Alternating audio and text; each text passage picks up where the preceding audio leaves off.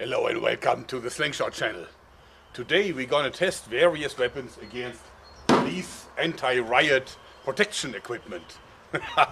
Let me show you its features. Actually, this consists of two pieces.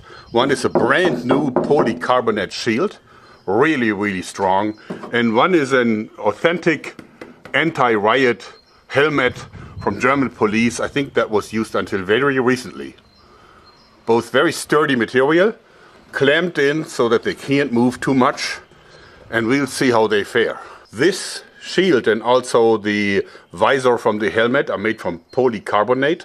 It's the same material that I use for the Rambone slingshot, and it is darn near impossible to destroy it. It is so solid. My fellow YouTube colleague Adam Seladin has also tested various objects like thrown objects and also like axes and so on against it, and it's really tough. So this won't do anything to it. Adam has already tested plenty of like close combat and throwing objects like throwing axes and pickaxes and all this against it, and therefore I will be testing like distance shooters, but all of them legal to carry in Germany. Now don't get me wrong, it is illegal to take any of these weapons to a riot or to a demonstration at that purpose. I'm not testing it to give people ideas how to fight against policemen. The opposite is true. I want to let the police know what they're up against, so that they can probably, if we should find weaknesses in the equipment, find ways to enhance the situation. Now, of course, it is really dangerous to do these tests, because this is so flexible that it will probably shoot everything that I use right back against me. And therefore, of course, I had to take safety precautions. And my safety precaution number one is this new shirt. I hope it's new enough so it protects me from the worst. We will start by using a slingshot with regular double-layered bands and a 10mm steel ball, pretty much what the demonstrants used in the 70s. And I'm fairly confident that they're not going to do anything against the polycarbonate shield. Okay. And wow, that was a nice ricochet.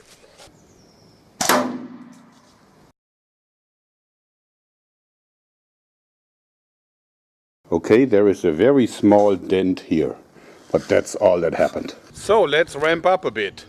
This is a Rambone with a triple layer slingshot band and a 20mm steel ball, the same size that I used in that little prank of mine from a few years back, where I simulated that would hit my head. But this time it could seriously happen, because this thing will shoot it back against me. It's a 20mm steel ball.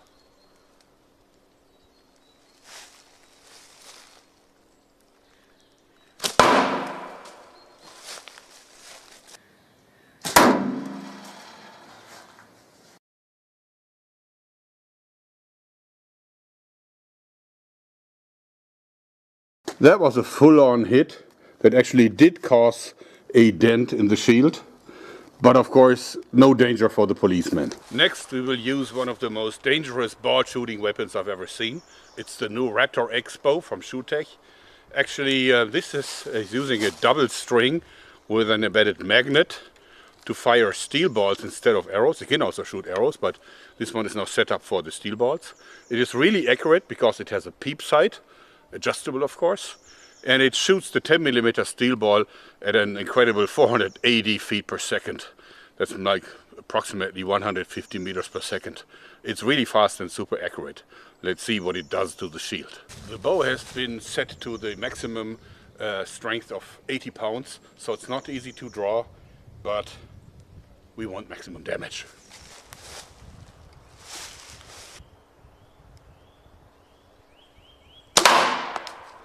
It hit my ankle. Pretty decent dent, but no penetration. Okay, it is safe to assume that no blunt object that we can shoot will ever damage that shield. So let's go on to the pointed ammo. And this actually is my repeating Cobra. And a gentleman from Germany who actually normally does submarines. He made a prototype of a production model that is using aluminum, and it's really accurate and quick to reloading. But let's see if it is strong enough to harm the police shield, which I don't think it will. Okay.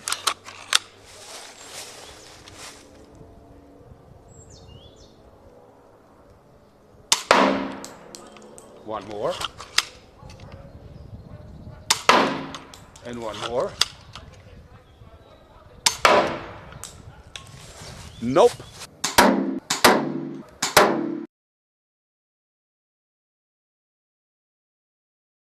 While accuracy was fairly good, you can see that it didn't really cause any serious damage. Just a little notch 3 times. Ramping up again. This time we'll use the FX Airgun's Verminator, actually outfitted with the arrow. In this version, where you cannot shoot pellets but only arrows that glide over the barrel, it is legally a toy in Germany, so you can really carry it in public and shoot it in public if you want to. And let's see if the arrow that has 77 joules of energy can do damage to the shield. All I have to do to make it ready for shooting is cocking back the hammer spring.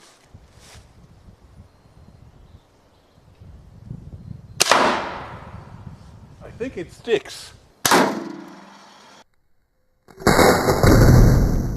Amazing, it did penetrate. But see, it penetrated the shield, but not long enough to really cause damage to the helmet. It didn't even touch the visor of the helmet. So even though it looks gruesome, the policeman still is safe. Probably has the shock of his life though. I find it amazing that this thing, which I once called the most dangerous toy in Germany, is actually able to penetrate a full-on brand new police shield. But of course it still lacks a bit of power, and therefore let's go over to a crossbow that has serious power, even though it's a lot more clumsy to load. This is the strongest crossbow in my collection. Actually it is made in Russia. I think it's discontinued for whatever reason, but I can assure you it has a lot of power and it shoots heavy bolts. If this thing can't penetrate the shield, nothing can. Well, nothing that I haven't made. In order to cock it, you need to use this rope cocking aid, so it's really clumsy, and I'll spare you from watching me doing that. So I'll be right back. Okay, you can see how much force is in these arms. Wow.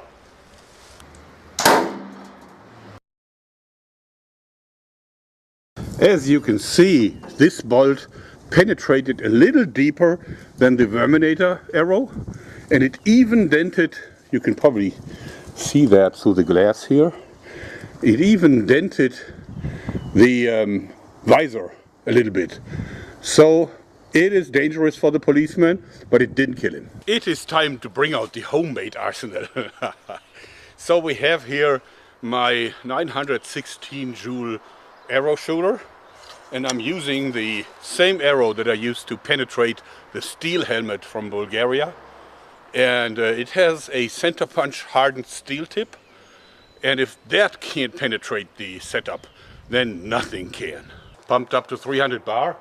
I have no more aiming system, so I'll go point blank.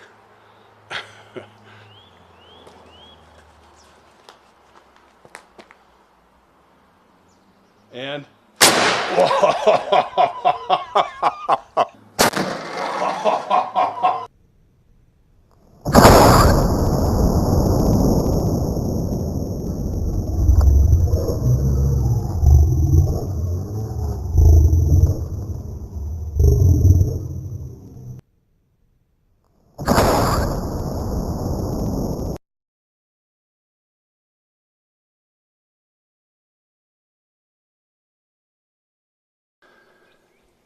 well, I think that policeman is dead.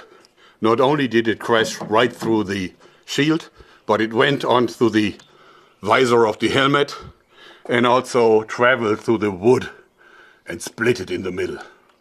Amazing. It crashed through the entire 3 pieces of wood and embedded itself through the leather into the wooden beam that holds my shed roof. And actually it is not really possible to get these arrows out at all. See how much friction they cause, because they're jammed in so tightly in the tough material.